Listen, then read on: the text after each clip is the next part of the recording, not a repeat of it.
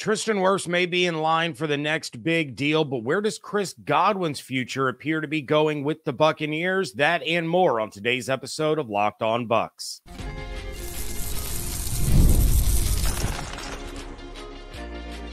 You are Locked On Buccaneers, your daily Tampa Bay Buccaneers podcast. Part of the Locked On Podcast Network, your team every day.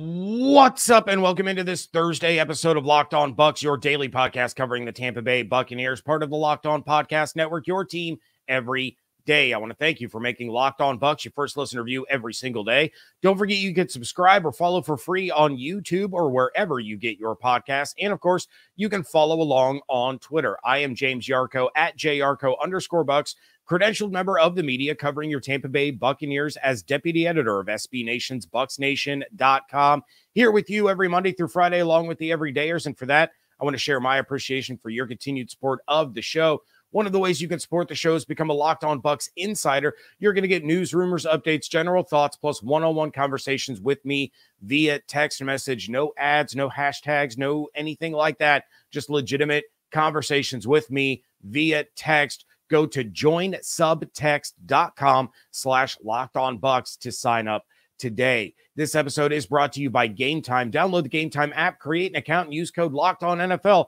for $20 off your first purchase. Terms apply.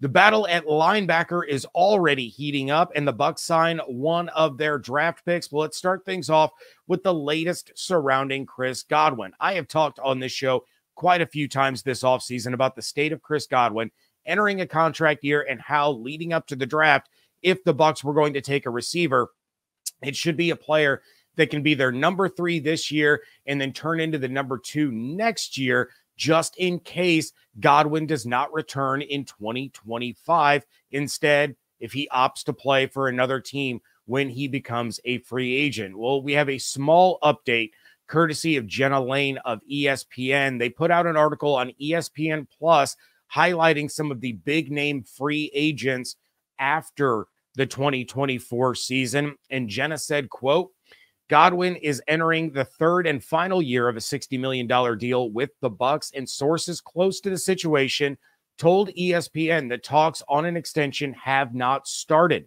The Bucs will want to see how he performs in Liam Cohen's offense, moving back to the inside, where Godwin saw a heavy amount of production in Bruce Arians' offense, end quote. Sometimes waiting can, to be honest, bite you in the butt.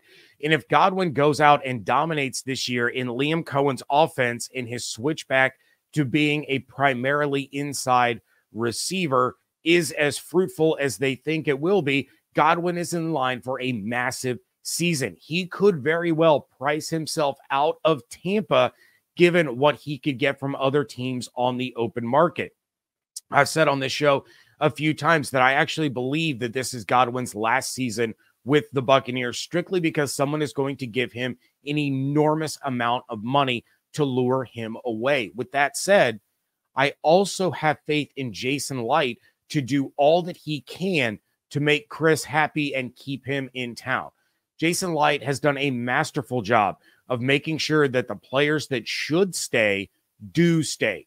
Mike got his deal. Baker got his deal. Levante has had multiple opportunities now to leave and has stayed.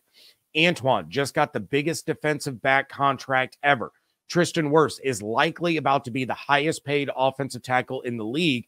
There's no reason to think that it would be any different with Chris Godwin. The organization loves him. His teammates love him. The fans in the city love him. No one wants to see him go. However, sometimes that still isn't enough.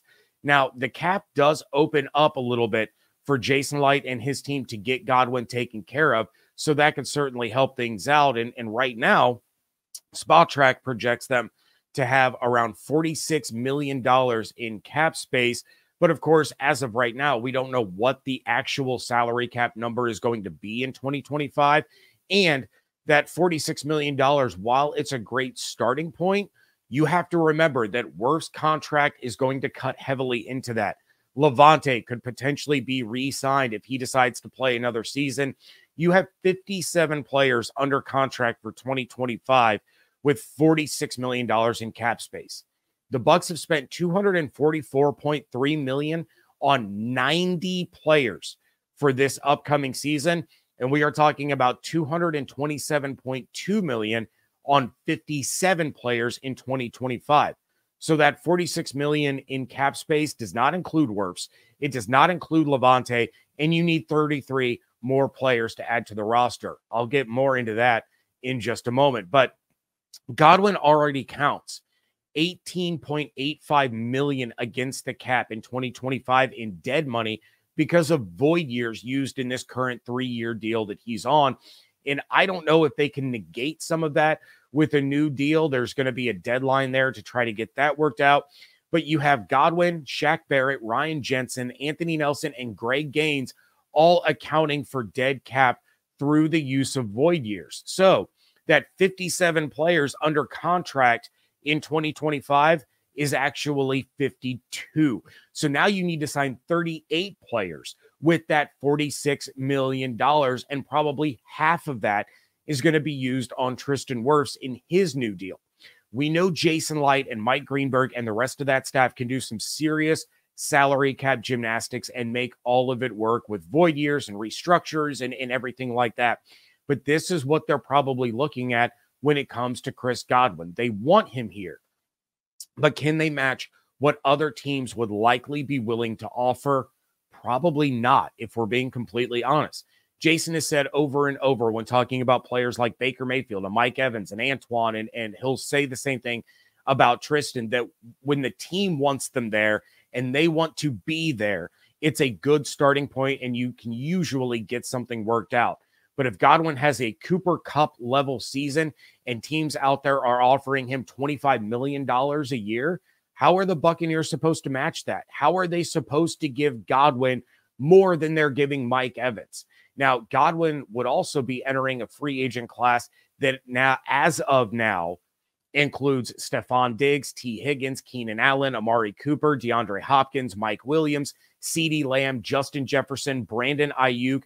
There is going to be insane money thrown around at wide receivers next offseason, and it actually may help the Bucs retain Godwin that there's going to be so many big name free agent wide receivers out there on the market, or Jefferson is going to end up setting the market at such an insane rate that it prices the Bucs out before they ever even have a chance to try to make it work. It's certainly worth remembering all of these things and keeping an eye on that as we move into the season, and especially keep an eye on if Justin Jefferson gets an extension with the Vikings. That is going to be the benchmark for wide receivers heading into free agency next March. A position battle is already well underway. That is coming up next on today's episode of Locked On Bucs, part of the Locked On Podcast Network, your team every day. Game Time is an authorized ticket marketplace of the NBA, which makes getting playoff tickets even faster and easier.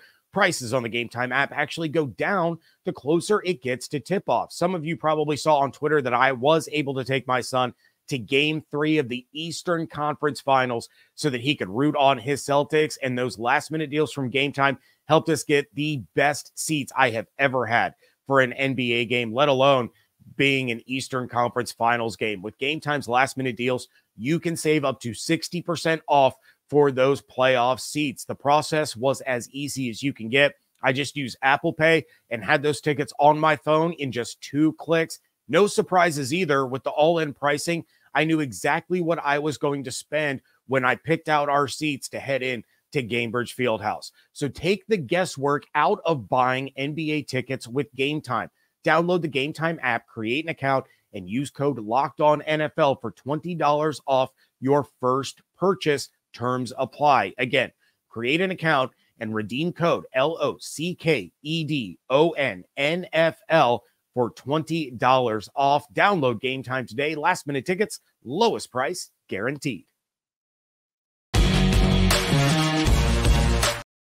Thank you again for making Locked On Bucs your first listen review every single day. Everydayers, make sure you are coming back tomorrow. We are going to wrap things up with a fantastic Friday episode. Go ahead and send in your mailbag questions. I know the insiders are going to text them to me. If you are not an insider, well, become one at joinsubtext.com/LockedOnBucs. But if not, you can reach out to me on Twitter at LockedOnBucs. The DMs are open.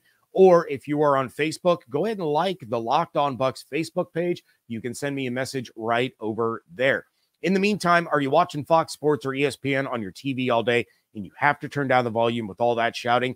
Make the switch to Locked On Sports today. It's a free 24/7 sports streaming channel programmed for you every day to bring you the biggest stories in every sport. Locked On Sports Today brings you can't-miss analysis, opinions, and news, streaming 24/7 on YouTube or the free Amazon Fire TV channels app, part of the Locked On Podcast Network, your team every day.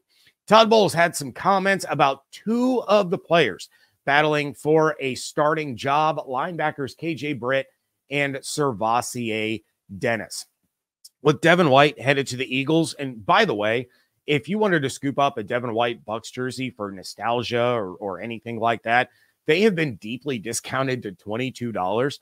The only NFL jersey cheaper than Devin White's Buccaneers jersey is a Carson Wentz Colts jersey, which is $21. But I digress. With Devin White's departure, there is a starting job up for grabs next to Lavonte David. And while KJ Britt played incredibly well down the stretch last season for the Buccaneers and certainly earned the opportunity to start, he isn't being handed that starting job. Both he and SirVocea Dennis are going to be in a battle to replace Devin in that defense. So naturally, Todd Bowles was asked about both players, and I'm going to run through quite a few quotes as quickly as I can, but there's a reason that I am telling you all of these things that Todd Bowles said. So first off, he was asked about KJ Britt's ability to be a 3-down linebacker, and Bowles said, quote, "Obviously, he can play all 3 downs. We have so many packages and guys to move around. It's a little early to determine who will be on what. In 1 week, he could be. In 1 week, he may not be, depending on who we're playing and what we have available. But he's ready to play all 3 downs. I love his maturity. He's grasping the mental part of the game and becoming the leader of that defense, along with Lavonte and Antoine and Vita. We're kind of happy with where he's progressing right now," end quote. As a follow-up, someone asked if KJ Britt's coverage had gotten any better, and that was an area that he struggled with last season, and Bowles set the record straight, saying, quote, "It was never his coverage skills with him. It was always his eyes. His eyes have gotten a lot calmer. He's settled down. He knows what's going on, and he understands where he needs to be on the field. I think he's doing a lot better at that." Speaking of coverage, Dennis had an interception in his hands that he dropped, then immediately followed it up with a pick 6, and Bowles was asked about that play and said, quote, "He sees them. He makes the plays they throw at his feet. He drops the ones they throw at his hands. He's got to do a better job of catching the layups and not trying to have slam dunk competition plays and just do the easy layups and do the fundamentals right, but he's doing well," end quote. Finally, last one, Bowles was asked about having 2 3-down linebackers for one spot and whether or not it was hard to take one of them off the field. And he said, quote, "It's not complicated. Again, we have so many packages that we may have only 1 or we could have 2 or 3 out there at one time. The complication part is pretty easy. Our thing right now is just to get the fundamentals down so everybody can play 3 downs if they have to," end quote. I tell you all of that to tell you this. The competition between KJ Britt and SirVocea Dennis is going to wind up being a photo finish. I mentioned on yesterday's show the battle at slot corner being a 3-player race between Tyke Smith and Tavier Thomas and Christian Izien. And that one will be hotly contested. I also mentioned the battle for wide receiver 3 between Jalen McMillan and Palmer, the battle for running back 2 between Bucky Irving and Chase Edmonds. But this battle between KJ Britt and SirVocea Dennis might wind up being the closest position battle out of all of them to the point that we won't have a clear answer a couple of games into the season. Yes, week 1, there will be one of them on the field and one of them on the sideline to start the game. And that player technically is the starter. But what is going to be interesting to see is the snap counts. There's every possibility in the world that KJ Britt starts the game and then SirVocea Dennis ends up with 60% of the snaps. So at that point, who would be considered the winner? The guy that started the game or the guy that played more? Britt, again, was fantastic last season, having to fill in a tough situation, but he played really, really well. He's a player that David Harrison talked about on this show quite a bit over the course of the last couple of years after Britt was drafted. And we're starting to see that potential come to fruition. But what this is going to come down to are two things that Bowles mentioned: Britt's vision and Dennis doing the little things right. If Dennis can't do the little things right, he isn't going to see the field very much. We just got done watching a linebacker that could make splash plays, but would screw up on what would be considered the easy stuff. The Buccaneers are not going to make that mistake again. So if he can't nail down the fundamentals, he isn't going to see the field very often. On the flip side, it's hard to leave a linebacker on the field every down if he's a liability in pass coverage. Again, we just finished watching a linebacker that was a liability in pass coverage to the point that he didn't even drop in coverage anymore. He was being sent on blitzes on passing downs. And Bowles even came out and said, it's not his coverage skills, it was his eyes. So if the reps last year in the regular season and then moving into OTAs and then into training camp a little bit later on this year have allowed the game to slow down a little bit for KJ Britt, and he can start to trust what he's seeing, what he's reading, what he's reacting to, then we might see some very big improvements from him in the pass defense. This is a battle that I am really looking forward to seeing unfold, and we might even need Evan Klosky to give us weekly linebacker battle updates throughout training camp on WTSP Wednesdays, as well as the slot corner updates and the wide receiver updates. We might have a full position battle segment breakdown every Wednesday with Evan Klosky, just to keep you guys as informed as possible. But this battle between these two guys is going to be a tight one. And it's all going to be about those two things that Todd Bowles mentioned. How are KJ Britt's eyes when reading in pass coverage? How well is SirVocea Dennis doing the little things right? It's great when you can have those splash plays, you can get those interceptions, but if you're not doing the simple things fundamentally correct, then you're not going to be able to get on the field. Not in Todd Bowles' defense. Unless they're desperate. You saw issues with Ryan Neal doing things fundamentally correct last year, but he had to be on the field because they had no other choice.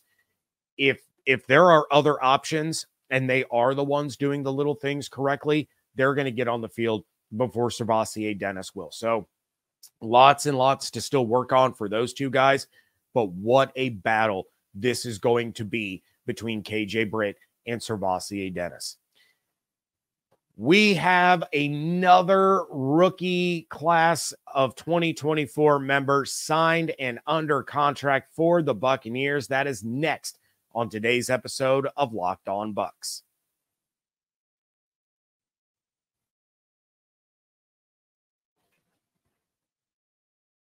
Wrapping things up here on a Thursday episode of Locked On Bucs, and the Buccaneers have signed another member of their draft class on Wednesday as wide receiver Jalen McMillan inks his rookie deal.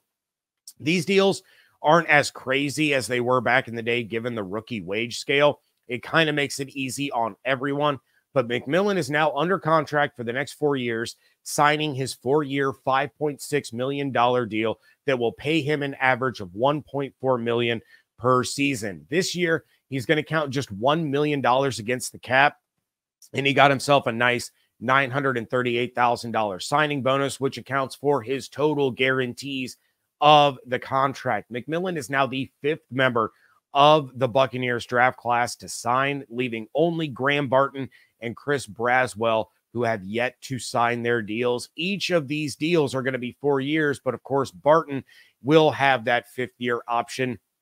And I haven't really talked about a lot of these rookie contracts, so I'm using this Jalen McMillan one to dive into all of the rookie contracts that the Buccaneers have signed with their 2024 draft class. And as you would expect, McMillan has the 4th biggest contract out of the class, assuming that things fall in line for Graham Barton and Chris Braswell, because Jalen McMillan was the 4th player picked. Tyke Smith, who I did a deep dive on in yesterday's show. If you haven't heard it, go back and check it out. Also, if you did try to listen to it and you had audio issues listening to Wednesday's show, give it another try. Those issues should have been resolved. Anyway, Tyke Smith is the 3rd highest paid player out of this draft class. Again, assuming that Barton and Braswell are, basically the same as everybody else.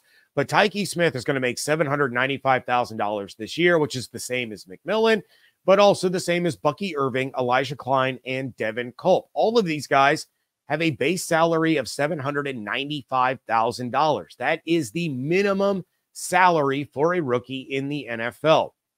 Where their pay changes is through the signing bonuses that they get as their guaranteed money. This is where you see things fluctuate a little bit. So while Smith and McMillan got signing bonuses of nearly $1 million each, Klein and Culp got signing bonuses of just over $100,000 each. As for Barton and Braswell, you expect them to get significantly more, especially Graham Barton. And I went through and I looked at the 26th pick in last year's draft. Obviously, that was where Graham Barton was selected this year. But the 26th pick in the 2023 draft was Mazi Smith by the Dallas Cowboys. His rookie deal was 4 years, $13.275 million with a $6.6 million signing bonus and a base salary of, you guessed it, $750,000 in his rookie year.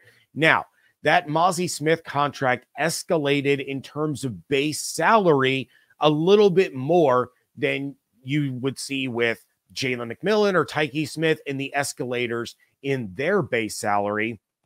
But look for Barton to get somewhere around $13 million and around $6.5 million in a signing bonus, which will take some work on Jason Light's part to kind of finagle some things, as well as Braswell's contract, as well as Wirf's extension. And the Bucs currently have just $8.5 million in cap space. But when you go through and look at all of these rookie deals, every single rookie is going to have a base salary of $750,000. It changes in the signing bonus.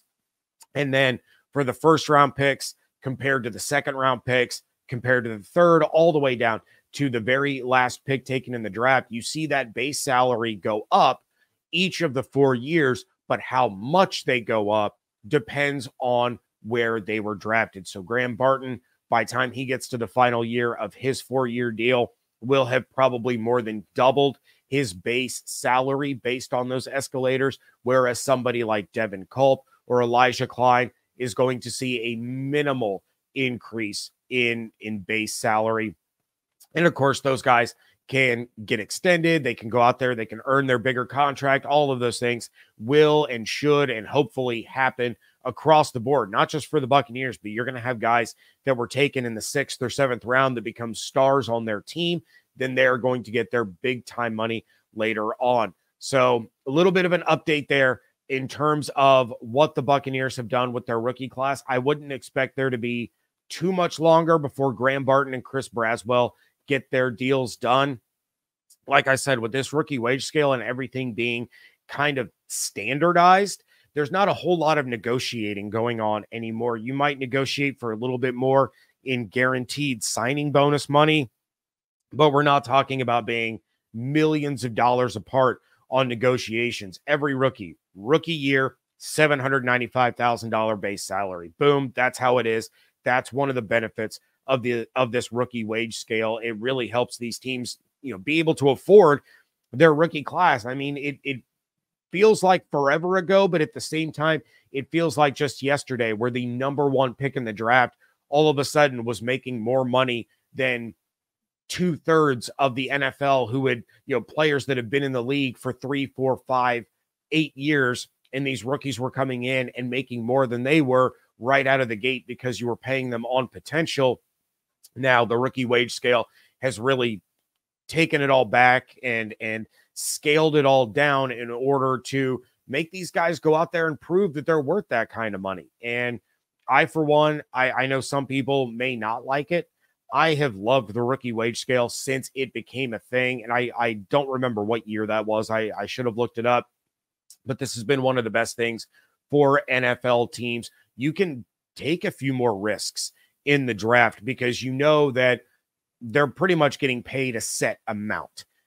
Based on the round and the pick, they're going to be getting a set amount. You're not taking a risk and then thinking, oh God, we got to pay this guy $30 million in his rookie season. The way we saw with guys like, Matthew Stafford or Sam Bradford or Matt Ryan, or, you can go all the way back, Peyton Manning. You keep going back in those. Jadeveon Clowney is another one that comes to mind. Those guys were getting insane amounts of money. Now, Graham Barton could be a 10-year All-Pro at the center position. And for the first 4 years, he's going to get $13.5 million with $6 to $7 million in a signing bonus. That's a steal. That is an absolute steal. And it allows the Bucs to be able to do some other things with their money until that Graham Barton contract comes due 5 years from now. Hopefully 5 years from now, you would think that he would be good enough to get that 5th-year option and then get a Tristan Wirfs type of extension. I say that knowing that Tristan is going to get a mega extension, but they drafted Graham Barton to be a Tristan Wirfs level player. I think he will be. So having him for, under or just over $3 million a year on average, that's pretty huge for the Buccaneers. But that is going to do it for this episode. Please make sure you are coming back tomorrow. We are going to put a nice tidy bow on the week. Again, we'll do some mailbag questions. If you guys have any insiders, go ahead and text me. If you're not an insider, become one. Join subtext.com/LockedOnBucs. But if that's not something that you're interested in, you don't want to sit there and text with me, go ahead, send your mailbag questions to the Locked On Bucs Twitter DMs at Locked On Bucs. Or if you are more of a Facebook person, give the Locked On Bucs Facebook page a like, and you can send me a message over there. Make sure that you are subscribed on YouTube with the notifications turned on, or your favorite podcast platform of choice. Check out everything going on over at BucsNation.com. Follow on Twitter at LockedOnBucs, at @JYarcho_Bucs. Hope you all have an absolutely outstanding day. Stay safe, stay healthy, fire the cannons. I want to thank you so much for joining me right here on Locked On Bucs, part of the Locked On Podcast Network, your team every day.